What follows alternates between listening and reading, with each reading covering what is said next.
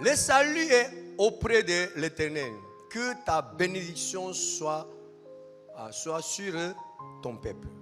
Amen. Amen. Si vous croyez avec cette manière, Dieu sera comment? Dieu sera comment? Dieu sera reconnaissant envers vous-même. Comme je vous ai dit, beaucoup de personnes sont attachées par leurs pensées. À cause de cette raison, ils ne peuvent pas vivre pour l'évangile.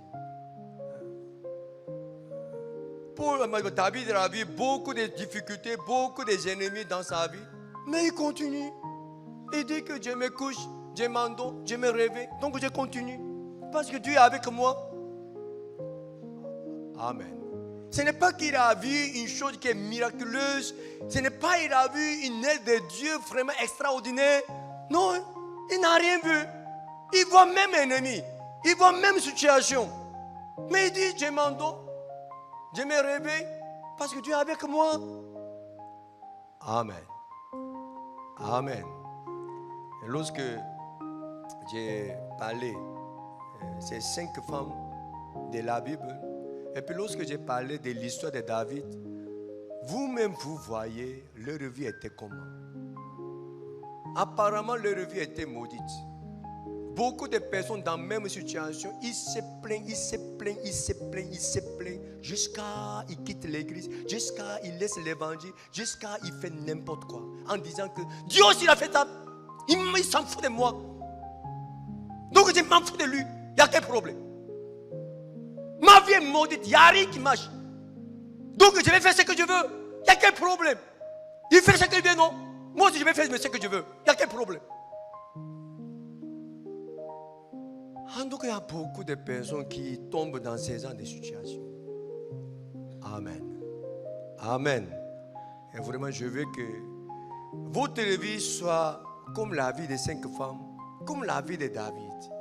En ce moment-là, vous allez devenir une personne qui est inoubliable dans le cœur de Dieu. Amen. Amen. Dans le cœur des présidents, si vous devenez une personne qui est inoubliable, vraiment ça va changer votre vie. À plus forte raison, si vous devenez une personne inoubliable dans le cœur de Dieu, votre vie va devenir comment? Amen. Amen. Et en tout cas, je veux que vous soyez libres de toutes choses et puis vous viviez pour l'évangile. Malgré toute la situation, il n'y a aucune chose qui est plus grande que l'évangile. Vous recherchez quoi? Est-ce que vous recherchez de grandes choses? Vous voulez faire quoi? À cause de quelle raison? Est-ce qu'il y a une chose qui est plus grande que l'évangile? Vous ne voyez pas comment vous gaspillez votre temps? Vraiment, je veux que votre vie soit utilisée pour l'évangile grandement. Amen. Actuellement, si vous êtes saisi par une pensée, à cause de cette pensée, vous laissez tout. Vous avez laissé tout. Dans la Bible, Samson, il est attrapé par une femme. Il a perdu tout, hein? Il a tout perdu. Il pense qu'il va prêcher l'évangile. Est-ce qu'il a prêché l'évangile? Non, hein? Il a tout perdu. Hein? Il a tout perdu. C'est une personne qui est saisie par l'argent. C'est une personne qui est saisie par la femme. C'est une personne qui est saisie par l'alcool. C'est une personne qui a perdu tout à cause d'une petite chose. Tu étais la personne qui a aimé l'évangile. Tu étais une personne qui a prêché l'évangile. Vraiment, tu étais utilisé pour l'évangile grandement. Mais tu es où? Pourquoi ton cœur est fermé? À cause de quelle raison? Satan est vraiment malin. Satan est vraiment malin. Amen. Au lieu d'être trompé par Satan, vraiment, je veux que votre vie, votre pensée soit biblique. Amen. Est-ce que vous avez compris?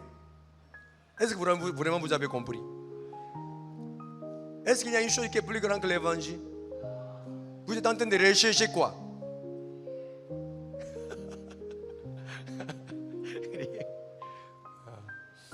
En tout cas, vraiment, je veux que cette parole vous persuade pour que votre vie qui reste soit utilisée pour l'évangile grandement. Amen.